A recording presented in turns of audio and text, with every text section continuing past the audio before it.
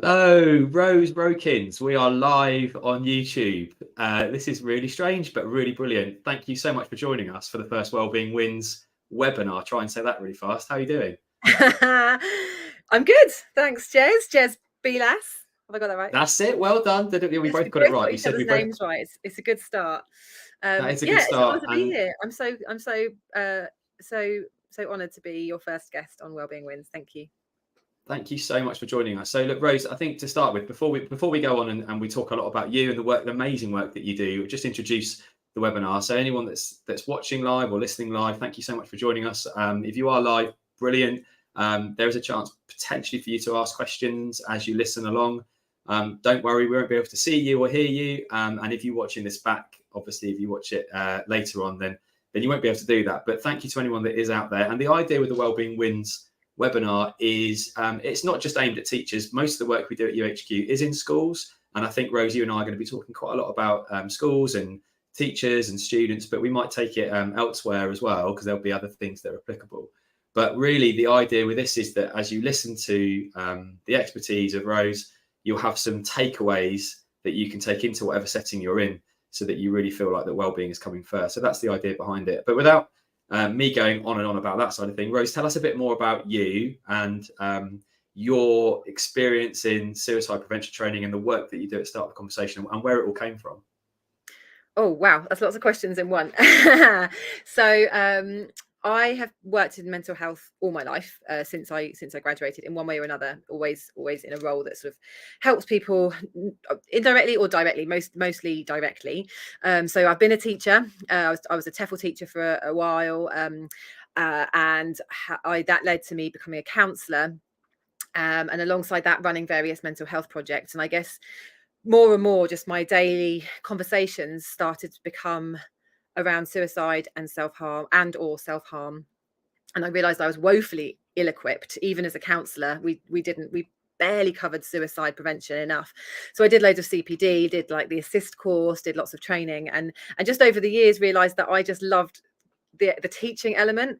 So I've gone back to now sort of, I guess, combining everything I've ever done, which is now so bringing in being a teacher or a trainer of suicide prevention skills. And I've been doing that for nearly 10 years now. So yeah, a variety of courses, and I just love what I do, because obviously I come to this from not just a professional background, but my own personal experiences of having thought of suicide, having lost friends, having supported family members.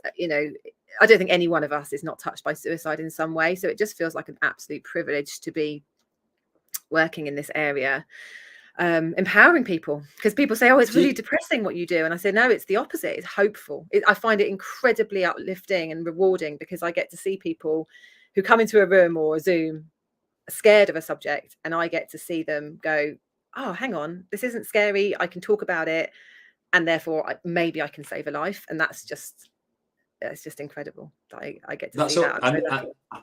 And that's already really powerful. And I think I would probably be in that camp. I think I would be someone that doesn't talk about the subject very much. I was a teacher myself. And do you find that still is one of the biggest problems around this, is that people are worried, scared to talk about the topic? You just said then, we've all been affected by it in some way, directly, indirectly. Something like cancer is really open and out there, and there's people talking about it all the time. What do you think are the real barriers to it? Is it fear? Is it clear what the barriers are? Is it fear of the subject?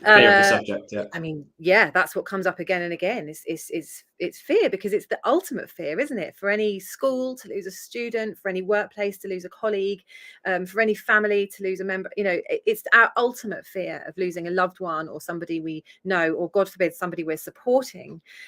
For them to choose to take their own life is like the ultimate fear. And of course the questions and the feelings that are left afterwards, I mean, I don't know if we'll go into that, but just horrendous and never ending, and often lots of questions that never will get answered as well. So yeah, it's fear, of course, fear of making it worse, fear of saying the wrong thing, fear of putting an idea in somebody's head which we know we just can't do.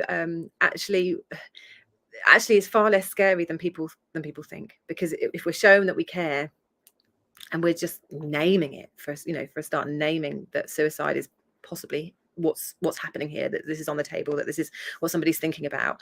It's the safest thing we can do for somebody.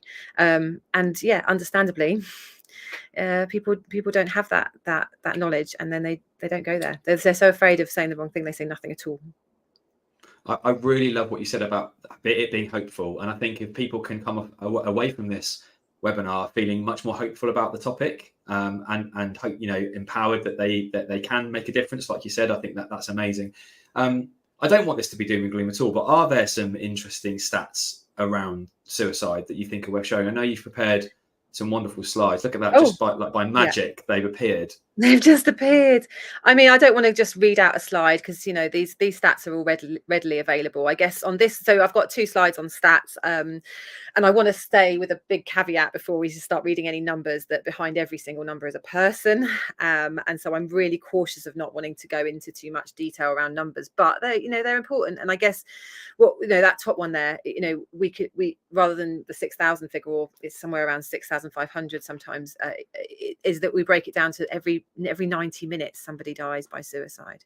And that's not a young person, that's of all ages, but that's just too many. And that what's really frightening with that one is that statistic's been stagnant for years and years. It's not shifting, despite all the work that not just me, so many of us are working in this field to try and bring it down, to try and bring that number down, and it's just not shifting. So we need something. We need major change, and it's very hard not to get political, and I'm not going to do that here, but there's lots that needs to change fundamentally. The other big stat on there, of course, is around, there's the next 2, that Samaritans suggest that 1 in 20 people are thinking of suicide at any one time. So you think of a classroom of 30 students, statistically, at least between 1 and 2 of those are possibly statistically considering suicide. And that's again not a doom and gloom stat. That's that means we need to know who those are and be able to have those conversations really early on down the line, before it gets to crisis point, because thoughts aren't actions, and very rarely thoughts become actions. But thoughts are dangerous, because especially with young people, they can be impulsive and things can change really quickly for them. So yeah. Another one of those stats that really jumps out for me, Rose, is being a man. 75% of people who die by suicide are male. Now, I was aware that it was higher, but I didn't know it was that high. And there was something that I wanted to ask you, because I read something that said it doesn't discriminate, but actually, I think you obviously are an expert in this area. There are obviously men is one. There are some people that potentially are at higher risk of suicide. There's another interesting stat there that people that have been bereaved by suicide are 65% more likely to think of suicide themselves. Can you just talk a little bit about those? Yeah, absolutely. So, I mean, language is so important, isn't it? And often what you hear is people saying suicide doesn't discriminate. And actually, the truth, what's truer or fairer or more healthy or righter to say, if you like, is that anyone can be affected by suicide. And we know that, of course. We know that, millionaires and anyone is like, nothing can keep us necessarily safe from those thoughts of suicide, which arguably are part of being human, and a natural response in some cases to certain circumstances happening in life, because it's probably fairer to say that suicide sort of does discriminate, because there are groups like men who are at higher risk, people who are bereaved specifically by suicide, LGBT community, particularly the trans community, are at a great risk of suicide thoughts and action, behavior, and potentially dying by suicide. So and we know that, but I guess the danger of getting caught up with what are the high risk groups is that people then fall through the cracks, that we actually then forget that also women can die, and also straight people, there's just anybody can be affected, and we know that, as we said, most people are in some way. So we don't want to get too caught up with what those high risk groups are, but there's certain work to be done. That's really interesting. Something that I wanted to ask you. So a lot of the work that we do at youHQ, recently we've been to quite a few exhibitions, and we talk to often teachers, safeguarding leads, heads of sixth form, and something that has come up quite a lot is the term suicidal ideation. I just wondered whether you could touch on that. You've obviously already said that's that 1 in 20 people are thinking of suicide. Again, not being an expert at all, that term for me, when we ask teachers, because obviously one of the things that we do is we're selling a product into schools that's trying to support the wellbeing and mental health of young people. When we ask them what's coming up as an issue, that recently we found over the last 6 months, that's become a real thing that's come up a number of times, is suicidal ideation. And I just wondered whether you could talk a little bit more about that term and what it Yeah, means. it's interesting. That's a term do you mean actually the language around suicidal ideation? That's what people Yeah, are. the language, and also whether you think you've seen a shift in schools in the work that you do. I know you don't specifically only work in schools, but whether you're seeing a shift in cultures and concepts and patterns that might be emerging in the work you're doing with children and young people and teachers in schools, maybe. Yeah, I mean, for sure, just anecdotally, amongst my communities and people I work with and people I know, yeah, I mean, I'm hearing of more young people in local schools around where I live who are taking their own life. And yeah, I've got friends who are teachers who are all saying this is coming up again and again and again. So, and yes, the demand is there. More schools are reaching out for training, and then it's just a budget situation, isn't it? It's just whether they, so even though we can offer it really low cost, it's just getting bums on seats, getting teachers in a room is really hard, as you'll know. But they're desperate for it. And actually, if you look on the next slide, so if you could just stick that one up, there is something about that. Lots of, I think it's 11%. Where is it? The third one down. 11% of teachers. This is from a survey that's 6 years old now. I imagine this has probably gone up. 11% of teachers said on average a student shares suicidal thoughts with them once a term. That, and those teachers just aren't often prepared or trained or to know what to do or how to respond, and often will respond with understandably panic, trying to do the best thing, desperate to keep this person alive, but rather than just actually what that child or that young person needs so often is, well, every time, slowing down, being listened to, having someone hear what's got to them to this point. But yeah, that's a scary stat, isn't it? That's once a term or more. Yeah, and I guess the one above there as well is this idea that over 200 school children every year die. That's the one that really gets me. That's terrifying. That's if you think about it, that's 4 a week. Under 19s. Is that a UK stat, Rose? Yeah, or is that global? Do you know it's UK? Oh, sorry, UK. Yeah. Okay. Yeah, that does seem high, doesn't it? And there's another question I want to ask you. The conversation. So obviously, the company start the conversation. That, and you touched on it there, that the worry and the nerves of the panic of trying to talk to people that are feeling this way. Is there a difference in how you might approach these conversations with children and young people versus how you might approach it with adults? I mean, not really.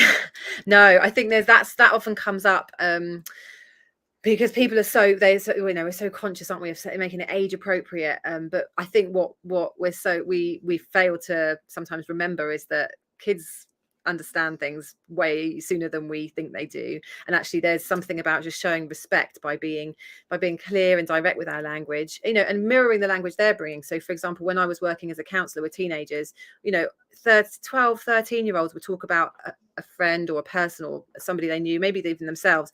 They talk about thinking of killing themselves. That's the phrase often that they would use. So rather than me or other adults starting to use metaphors or be vague or try and make things better by using some sort of, I don't know, more uplifting or fluffy language, far better to say that to that young person and say, so you're talking about this friend of yours thinking of killing themselves, or you're telling me that you're thinking of killing yourself. Let's talk about that.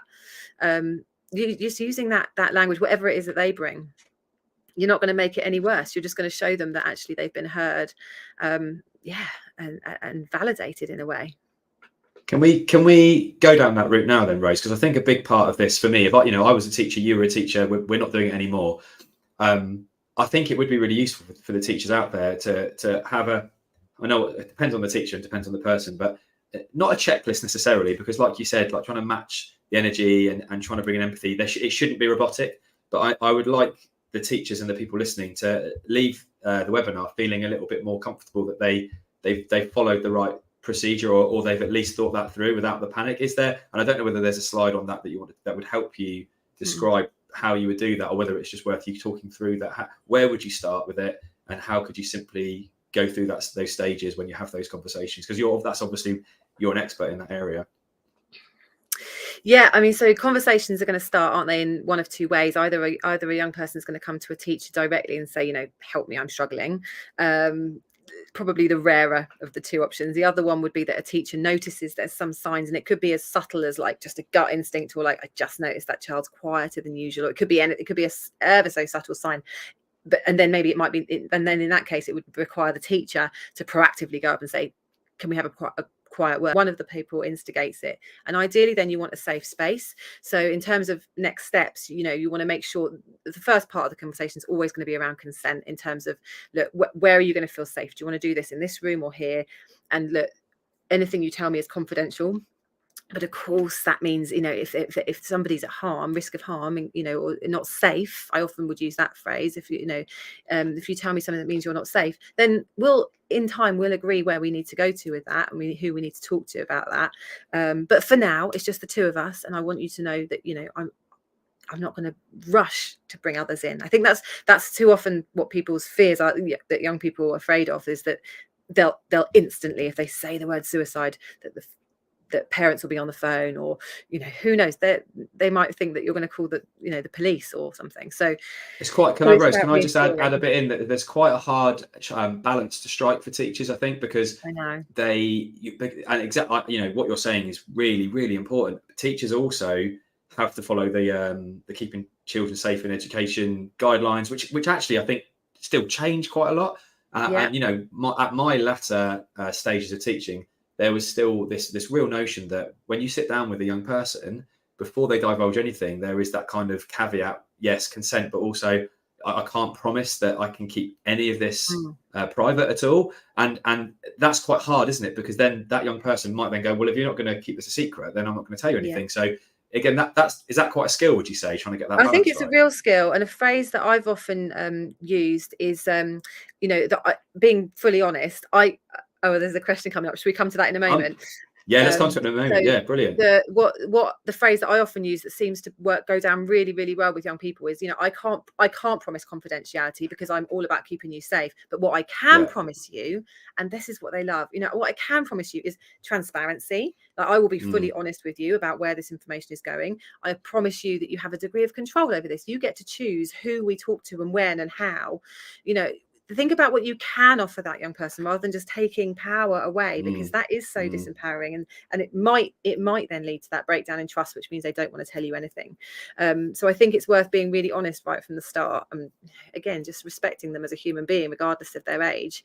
But also then knowing that you can hold it. Of course there are policies and procedures, of course, and safeguarding, and all of that doesn't go anywhere. That is paramount. But I guess as long as somebody is A, alive, and B, in front of us talking, they are safe. They are here in front of us, and they're okay. So actually then open up a conversation, and then doing what we know is the safest thing to do is saying, are you thinking of suicide? If you get a yes, then not leaping to involve other people, knowing that, holding in mind, they're safe, they're in front of me, they're talking now, and they're not alone with their thoughts anymore. I know they're thinking of suicide, so they're instantly safer, knowing that actually maybe you can just hold that just for the two of you. It's almost like a hot potato. People describe it as like you've just handed them a hot potato. Hold it for 10 minutes, and then meaningfully, much more meaningfully, you can start to bring others in, and following procedure, of course, but you haven't then had run that risk of breaking trust, because you've leapt too quickly to get somebody else involved. It's uncomfortable. Of course it's uncomfortable, and it's, inside we might be panicked, but actually knowing that we're doing the best thing by that young person, if they've chosen to talk to us, wow, it's a life-saving conversation. And there's That's no amazing. rush. That's really good. Even just taking that you don't need to rush. You can hold it whilst it feels uncomfortable. Just hold it. Let it simmer. Let it rest for a moment. And actually, I think Ursula Milner's question is really. This is so cool, by the way, that these questions are coming in. So when we're in schools, we have a protocol to follow.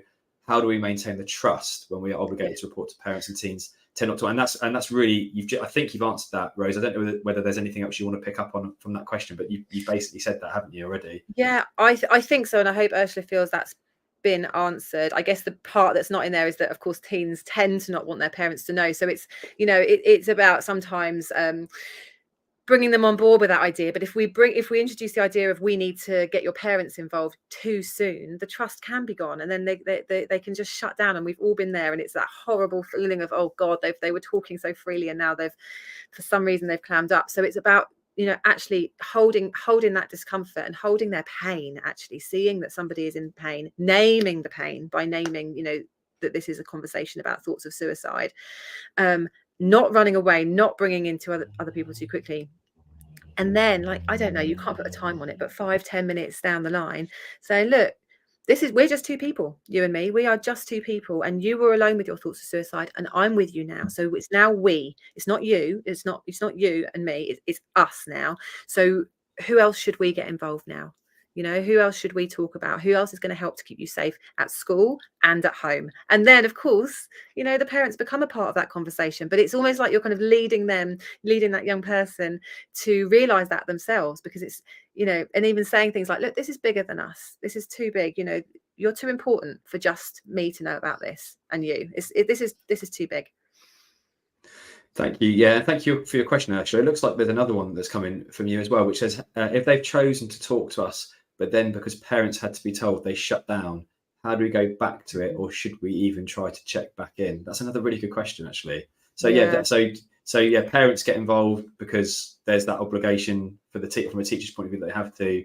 That's a tough one. What do you think about that, Rose? I mean, I'd say we always check back in, always. So that's not, you know, if we know that there's thoughts of suicide, we'd never just, you know, let that sort of slide. We'd always be following up and checking in. If they've shut down because because you've had a conversation about parents needing to be told, you know, teachers aren't counselors, and it's not about expecting you to have all those skills, but there is something about, well, I guess my brain instantly goes to safeguarding. Is there a reason that child doesn't want the parents to be told? Is it because the parents are part of the problem, in which case you're going down a slightly different pathway there? Maybe there are cases, well, we know there are cases where sometimes you know, it can be almost dangerous to involve the parents. So it's a tough one. And then you might need to be talking to your safeguarding lead at the school first and working out together as a team. But I'd hope always for that child to be part of that conversation, so they can feel empowered and be part of who's caring for them.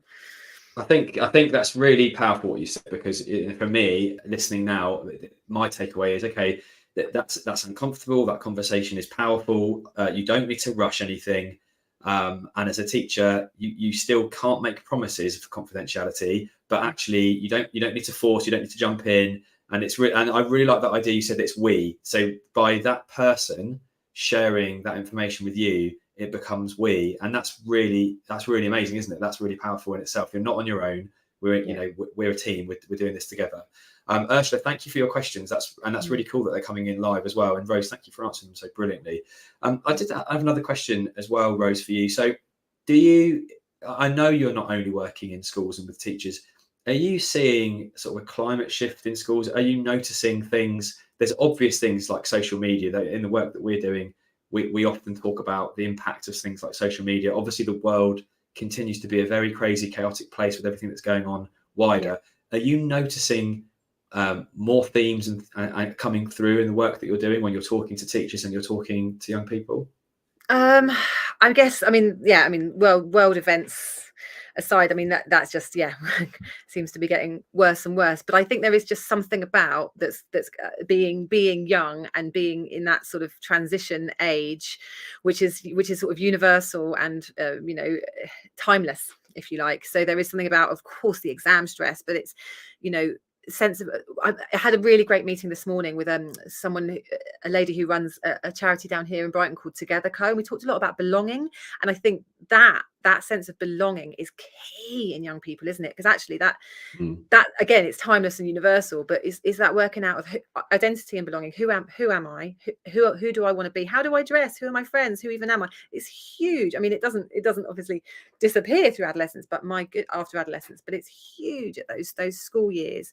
At the same time where you're trying to moving schools, going through huge stresses in terms of your future, making new friends, but that sense of like, who am I and where do I belong are, potentially really, really damaging or dangerous times. So they need just so much extra care. they say it's like a second toddlerdom, like, isn't it? So you got huge growth in toddler years, but then again in adolescence, and it, you know, goodness me, there's just so much. There's so much unknown, and it's such a scary time anyway for young people, and yeah, and then plus and more and more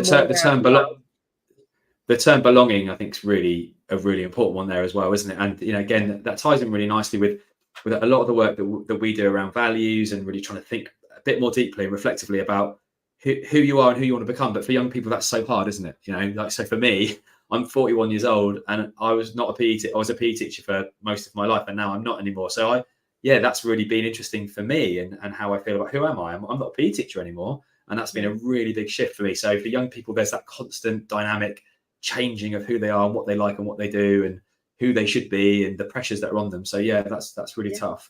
There was a question that came through a little bit earlier about any stats that you have, that you, and this is putting you on the spot a little bit. So there it is. Oh, it's from Ursula again. Ursula, thank you for all your questions. You're all over it. How do the UK stats compare to worldwide stats? Do you know, Rose?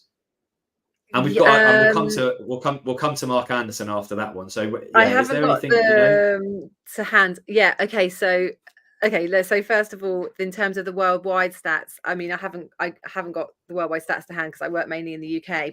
But things like, for example, the 75% of suicides being male, I believe that's a UK stat, but I believe that's replicated across worldwide. So there's some things that again are sort of universal. And in terms of the UK versus England stats, the 6,000 figure is, I believe, is England and Scotland, because they've just started changing how they report statistics. And it used to be the whole of the UK, but now I think Ireland and Wales are separate. But I don't know. This is why I get so caught up with, don't want to get caught up too much with numbers. No, with the stats, yeah. But thank you for those questions, and a shout out to Mark Anderson, ICT Evangelist, who we've done some work with, and actually he pushed us into using StreamYard, which is why this is so cool, because, you know, we've got banners and questions and things coming up, which is really great. Yeah. So Mark, I think he's back in the country. He's been on his travels. There you go. So thank you very much, Mark, for that question. And I hope you're back safe and sound. If you're not, then you're still traveling. I hope it's all going really well. There's a really cool project that you did that I wanted to ask you about, and it was on your website, and it was where you asked children to train doctors how to talk to their young patients around, I believe it's suicide and mental health. It might have been other things as well, but could you tell us a bit about that? Because I started then thinking, well, surely we can get young people to train teachers about how to have these conversations as well. And I don't know. What do you think? I mean, yeah, let's get funding for that and do that. It was such an amazing project. So that's when I was leading on a project down here for the YMCA Downs Link Group, and it was a award-winning project called Right Here. And we got some funding locally to train doctors. They were actually GP registrars, so they were trainee doctors, and we got to basically hijack one of their training days. And I say it was me and then my team of incredible teen volunteers. Well, they were 13 to 25. So I think there were maybe 6 of them that got involved in this, and together we over a course of several weeks we created characters that they would play. We worked with actors. We got them sort of into role, and of course with all the safeguarding in place to make sure that these weren't going to be roles that were going to be touching their own stories. So they were enough removed that they were safe to do this.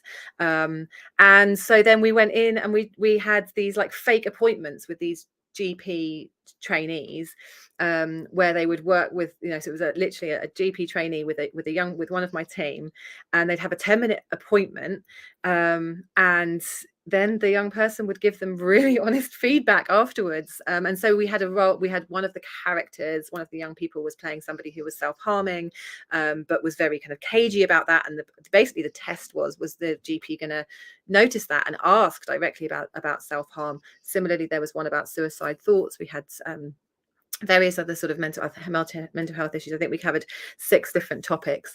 But I think the power came when the young volunteers afterwards would say, I felt patronized by this phrase, or this was really useful, or you could have asked me in this way, or they were really, really honest about what it is they felt they needed from the GPs in those moments. And I mean, how brilliant if we could do that with teachers as well. Yeah, because I think that's really interesting, isn't it? Because do they call it bedside manner? You might get the best doctor in the world, the best clinician who knows the most, but might not necessarily be the best with empathy and curiosity and that sort of things. And I imagine there's teachers out there, brilliant. They're some of the best teachers, so knowledgeable and passionate about their subject, and they've got into teaching because they want to impart that knowledge. But the other side of teaching is nurture and pastoral and tutoring and these sorts of conversations that probably are coming up slightly more often, maybe, especially in the work we're doing. And that is possibly something where there is obviously some training in it, but it's not compulsory teacher training, is it? It's no, you've passed your PGCE or however you got this, you've got your knowledge, you've got your degree in. I did my sports science degree, so I'm therefore qualified to be a PE teacher and so on and so forth.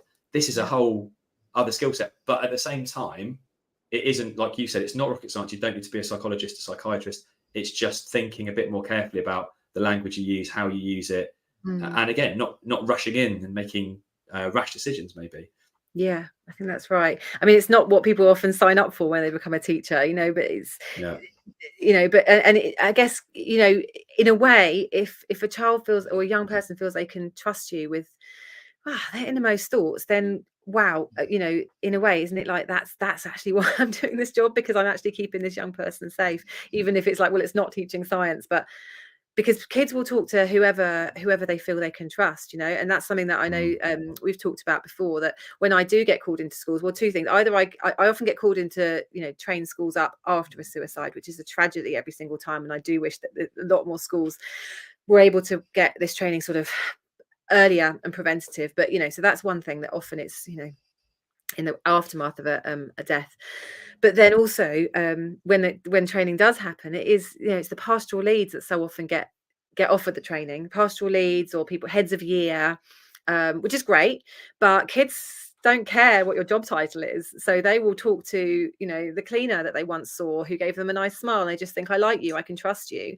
They'll talk to any adult or any person that they just, not, I'm saying we as humans, we're the same, right? We don't necessarily, which is why most people tragically die by suicide without talking to a mental health professional, because people don't get that far. We think, oh, we just need to train the doctors and counselors. Actually, most people don't actually get that far to talk to a professional who may or may not be trained anyway. Just all the more reason to have actually just everyone having this basic knowledge. Anyone who works in education or with the public, we're trying to train up hairdressers and taxi drivers, because anyone who works with people or sees human beings on a daily basis, needs to recognize what the signs are and know how to broach that subject with compassion. It's always with compassion for them and for ourselves. I want to come on to compassion and your other C values in a minute, but that hairdressers one's interesting. I was supposed to get my hair cut for this webinar, and as you can tell, I didn't. But yeah, I talked to my barber in depth about how you just do, don't you? There's something about it, and that's a really interesting point as well. And I think the point you made about these conversations and the safeguarding being not everyone's responsibility, because that feels a bit weighty. But yeah, it does. It shouldn't just be it shouldn't all fall on the designated safeguarding leads and the heads of year's shoulders. You're right. It needs to be. It needs to be for everyone, because these conversations can be had. And actually, what I found as a PE teacher, it was often the young, inexperienced PE teachers who the kids felt a bit closer to because of the age thing. You get like 80. We've had graduates and at the schools I worked in, young graduates coming in for a year. And they might be fresh out of uni or not even, very young, very close in age to sixth form. And often they would be the ones where they'd be having those conversations, because again, they feel possibly more likely to reach out to those guys than they would to like a 40-year-old director of sport or a DSL. Exactly. So I think that's a really good point. Yeah, exactly. And you mentioned the word responsibility, and I think that is like just such a heavy word, isn't it? Because actually, one thing I would always prefer to say is like, actually anyone can help, anyone, and it's never just one person. So if you are the person that a young person first comes to, and you're the first aider, if you like, you're the one to do like the immediate sort of reassurance, and you've done the right thing, and I'm so glad we're talking now. I'm so glad you're not alone with these thoughts, because you are not alone. I see you. And then you start linking in. I think that's the key thing, is that it's sort of, if you have to use that word, that it's everyone's responsibility, including that young person themselves, because they have a part to play in this as well. But just the fact that anyone can learn to help more than we think we can. Yeah. Amazing. Well, look, Rose, we are way over. We're over halfway in. We're on the downslope. It was really lovely getting those questions from Mark and Ursula. If you are listening and you do want to ask any more questions, we will stop at any point. We don't have to do more at the end. If anything that Rose is saying is ringing true with you or making you think that you want to ask, please do take the opportunity to ask the questions, because the amazing Sophie is picking them up, and here it comes, literally like we rehearsed it. It's coming through now, I think, or it might be in a minute. Oh, here he is again, Mr. Mark Anderson. So here's the question, Rose. Culture in schools is key to young people feeling like they're able to open up around these difficult conversations. Does Rose have any ideas on how to promote that positive culture? What a good question. Oh, I love that question. Oh my gosh. I'm thinking back to, I spent a year in Sydney, and I was working as a school counsellor in a girls' school. And yeah, we did a lot to promote, I would like to think, promote positive culture in that. So just, as many opportunities as possible to start open conversations. So using the formal settings like assemblies to kind of go a bit deeper, like really have, have open conversations, even, in assemblies around mental health. And I think to the point where where staff feel comfortable, also allowing staff the opportunities to be, I was going to say vulnerable. I don't quite mean vulnerable, because I understand obviously there's a professionalism here, but there's something about being real and being human, and staff modeling that for young people, rather than always the them and us, which so often is of course in place in a school. Because we know that there is no them and us when it comes to suicide. Just as young people can be at risk, so can teachers. Teachers can be struggling too. So I think there's something about just being really real and demonstrating that honesty, and that authenticity, that life has ups and downs, that life gets hard, but it gets easier again, and that sort of thing, I guess, is going to all encourage positive, open culture in schools. Amazing. Thanks, Mark, for the question. And I think that's a great answer. And again, in my experience, just to pick up on that, Rose, I had real moments, I think, much more towards the end of my teaching career. I think when I started teaching, I was told, don't smile before Christmas, be ultra professional. That was the training.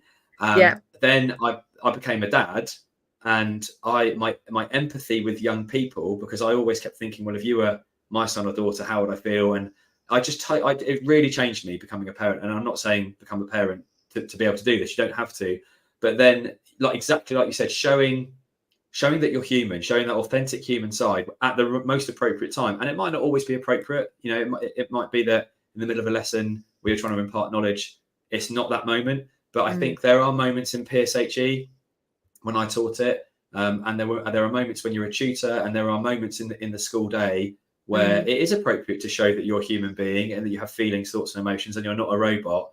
And I think that's really great advice for cultures in schools, and students like that.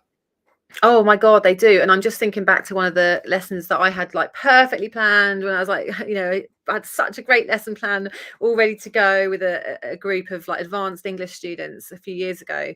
And that morning I found out that my grandmother had died, and so I went into class and I was shaken, and I'd been offered they were going to find a substitute. I said, no, it's fine. I've got this. And, as soon as I started teaching, some of the students went, are you all right, miss? Are you all right, Rose? And I said, actually, I'm not. And I shed a couple of tears. I thought, oh God, what am I doing? What am I doing? This is so unprofessional. But I said, look, I'm going to tell you what happened this morning. My grandmother's passed away. And it was incredible. The whole lesson then became about, because it was an English language class, they were like, well, what do we say to you? What's the phrases? Because they were advanced English students. They'd never had a lesson in how do you say, I'm sorry for your loss. Are you okay? Condolences, all these phrases that we don't have enough in English. We're pretty bad at it generally. So I was then having to think on my feet. But it was just the most incredible bonding experience, because then they all started sharing about losses that they'd had, and then rituals in their countries, because we had people from Argentina and Saudi Arabia and all sorts of different countries. I think 12 students from 12 different countries. So we talked about death in their countries, and what they would say and how they would translate their phrases in their languages. It was just one of those moments where I thought, this is teaching. Actually, this is real, because I've just been fully, lesson plan out the window, and they all said this was the best class ever. So I'm just going to plug my laptop in. I've noticed that the battery's going. Okay, that's fine. I did that earlier, and people probably noticed, but yeah. Rose, thank you so much for that. And whilst you're doing that, perhaps Sophie, I'm going to ask Rose about the value side, because at youHQ, she's so good. Look at that, boom. We're big. We're big on values, and we're big on values in a sense that a lot of the work we do with the schools we work with, we're asking students and teachers to reflect on their personal values. So a lot of the background of the work we do comes from acceptance and commitment therapy, and some of that work is, okay, if you're struggling, let's go back to values. Let's go back to what you believe in, and your purpose and your meaning. And I think it's really important. You mentioned compassion earlier. Could you just talk to us about these values and why you picked them and how important they are for you and the work that you do? It's just handy they're all C's. I didn't pick them because they all start with C, but it is nice that they do. But they are how I like to think that I live my life, not let alone my work side. But compassion has got to come first and foremost every time. I feel that is, the people talk about being heart driven. I'm like most people who are teachers or in the sort of work that I am. I'm not in it for the money, let's put it that way. This is because people are everything, and because we care. So when I say compassion, it's compassion for others, but I always want to say as well, it's compassion for ourselves, and arguably it's compassion for ourselves first and foremost. It's the whole, we can't pour from an empty cup, etc. So the idea that self-care is a non-negotiable, that it must never be like an afterthought, especially if you're in a caring profession like teaching, that has to be embedded. And that's not like the occasional bubble bath, it's like conscious, actionable things every day, like walking to school. Can you take a different route, because that means you get to look at different trees or notice different, it's everything. It's these little choices every moment of our lives. How can we look after ourselves and do something that nurtures us and makes us feel better, so that we can then better nurture the people around us? That's compassion. It's everything for me. Yeah, I love that. And then the others just follow, don't they? I mean, clarity, saying what you mean, meaning what you say. It really fits as well around the language of suicide. So being very clear. So for example, the best and safest thing we can ever do for somebody if we're worried about them is to say, look, I'm worried about you because of X, Y, Z. Do things ever get so bad that you're thinking of suicide? Are you thinking of suicide? That is a clear question, and it's really important that we are clear with that, and we're never wishy-washy with our questions, because then we get wishy-washy answers, and that's not safe. Wishy-washy isn't safe.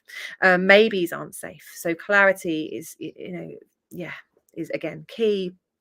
Connection is they're all key. They're my values, that's why I live with them.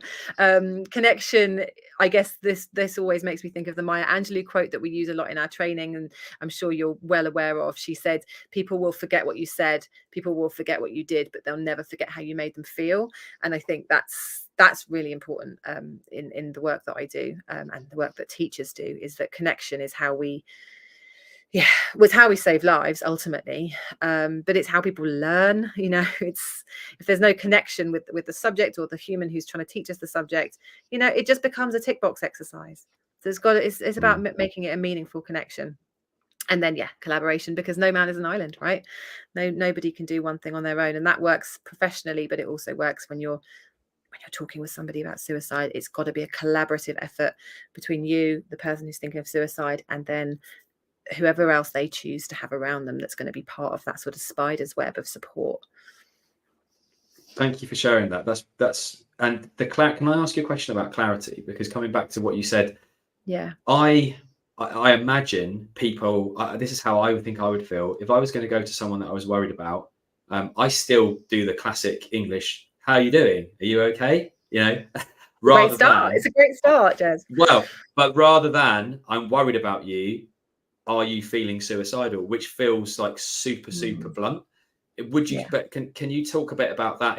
I think I agree, and I get what you're saying, but I think I still would feel a little bit uncomfortable and worried. And going back to what you said before, that doesn't mean I'm going to push someone into committing suicide, but that is better. If you are worried, it's better just to be open and out there and just say what you think, rather than just being a bit airy fairy. How are you doing? Are you okay? Definitely. Yeah. I mean, I'd start with how are you doing? Are you okay? And then you might get yeah, I'm fine. Why do you care?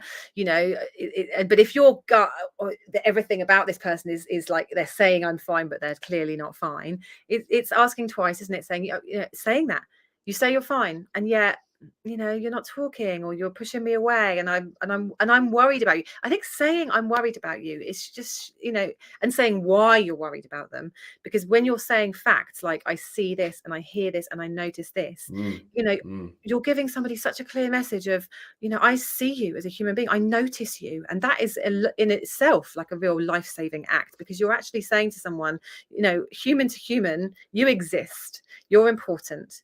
That's so powerful in itself. And yeah, I mean, it is scary and it's uncomfortable, but a little way down the line, a minute or two into the conversation, if you've got any little inkling, like any little blip on your radar going, maybe suicide, and it could be like a minuscule little 1%, like, oh God, I think maybe they're thinking of it, then we ask. Because if there's a maybe, then crossing our fingers and hoping they're fine is just not safe enough. It's just not fair on them, on you, because you won't sleep that night. We've all been there. You just won't sleep because you'll be like, I didn't ask and I don't know. And that's really good.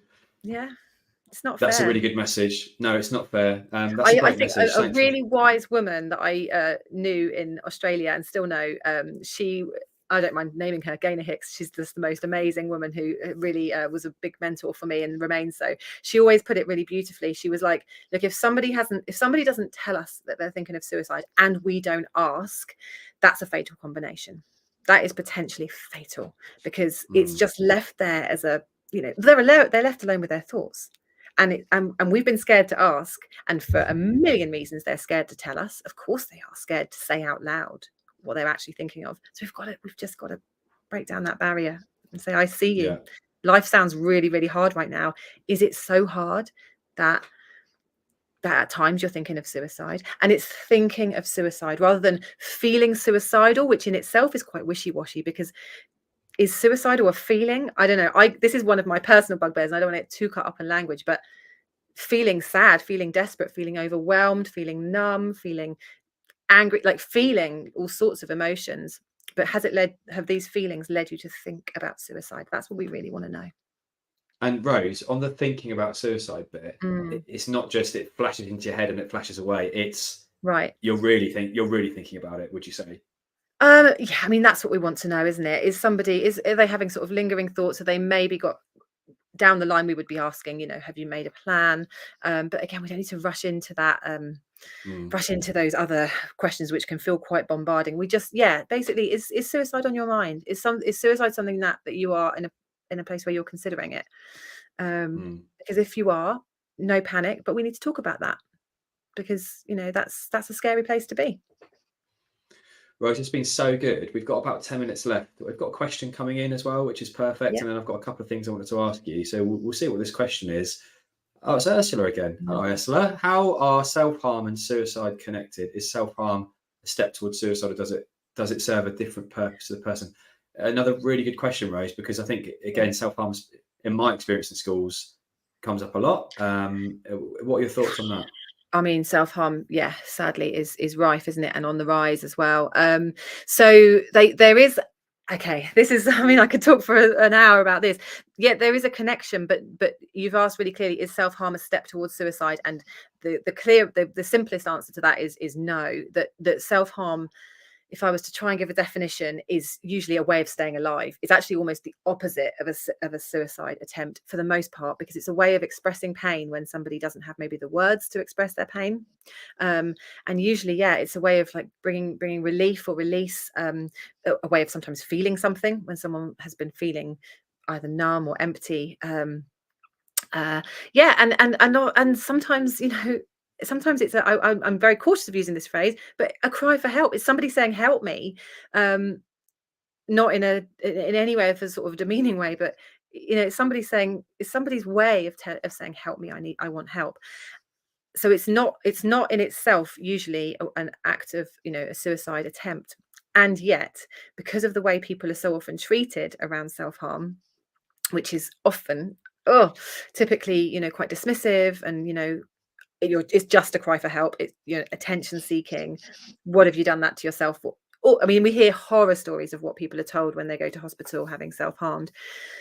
That what it means is that people don't get the help they need at the time they need the help. And so sadly, that's not going to stop them self-harming. And sadly, it's a high risk. It becomes they become then high risk of dying by suicide, but perhaps the intention wasn't to die. The intention was to live. And yet, just because of the sheer behavior, the risky behavior, it can lead to a death. So there is a connection, but it's not as clear cut as somebody wanting to die. Most people don't want to die. They want to stay alive.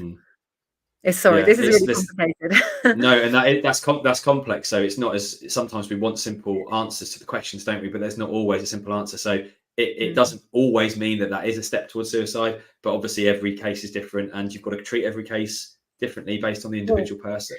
And you've got to treat every case with compassion. Because it's in a way like a catch-all question that you could ask almost any person, young or otherwise, is what is it you need that you're not getting? That's a phrase I've used a million times, and it just seems to open up conversations. Because if somebody is struggling either with thoughts of suicide or they're hurting themselves, whether they want to die or not, it's like you've got a need that is not being met here. What do you need from me, from other people, that you're not getting? Ursula, thank you for your question. Rose, I'm going to start wrapping it up, I think. So there's where's the time gone? I know it's gone, and you've been it's been so brilliant. Hopeful is definitely the word that it's been really brilliant for me to listen and learn as well, and really genuinely be able to use a lot of this stuff that you've been talking about. It's really, really powerful. Is there some clear takeaways that you would like to give? I'm not sure if there's slides on this. Is there a slide that you'd like up? Is there like some clear takeaways? There is a slide. In fact, actually, Sophie, could you go back one? Because I guess one takeaway is about support. Too far. The one with the 3 bubbles on it. Next one there. I guess I just want to make another hopeful thing really is that as a teacher that you know that you are not alone. And I'm sure everybody knows about Papyrus. It's incredible. It's kind of like the Samaritans, but for under 35s or anyone who's worried about an under 35-year-old. And they've got a brilliant schools guide.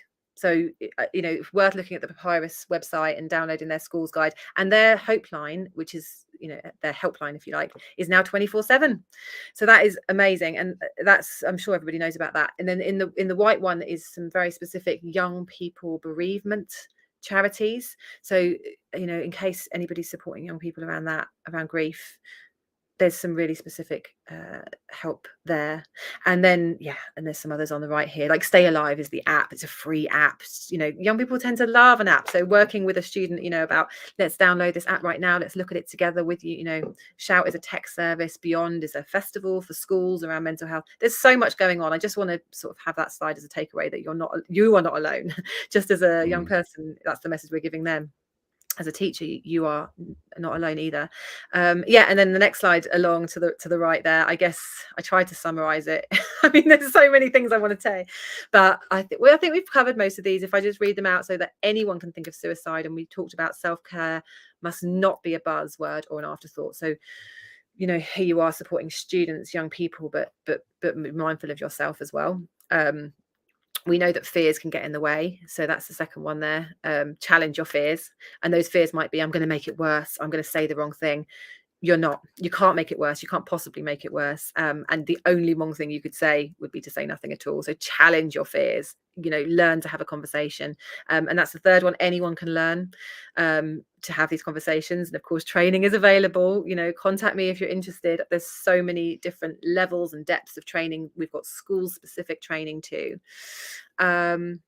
This one we've covered. Build trust by being authentic. Use we. Be collaborative. You're in this with a young person. It's never you versus them. You're in it with them. And then some practicalities around sort of signposting, which was that previous slide with some charities that are available. And if your school doesn't have a policy around suicide, then again, let's talk. Papyrus is brilliant for that as well. You know, just make sure that your school is really well set up with a clear policy that all staff can follow around, you know, if there's a disclosure or if there's a concern about a young person.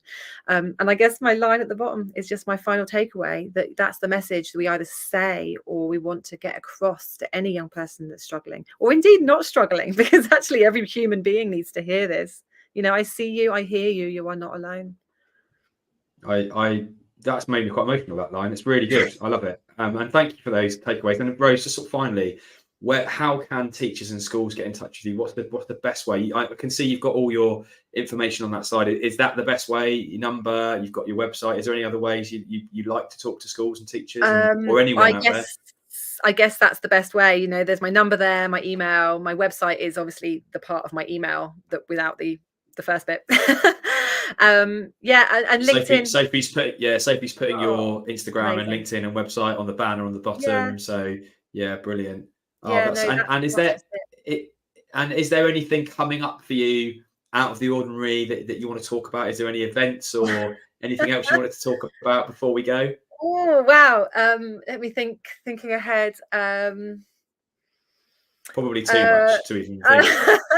I've got some exciting training coming up back in Westminster Abbey. I'm going back there to train up their staff, and I'm probably going to go back to one prison as well. So I think it's about the fact that suicide is like not niche, that any one of us can be affected, and any one of us can learn to help. So it, you know, going from like an abbey to a prison, you know, this stuff, the conversation is much the same. And in schools, again, it's all the same tools. We have to get out of our own way when we're having these conversations and think, who's this about? It's about keeping this person alive, and that's by showing no judgment and showing them that we care. Rose, it has been an absolute pleasure. Thank you so much for coming on the first Wellbeing Wins webinar.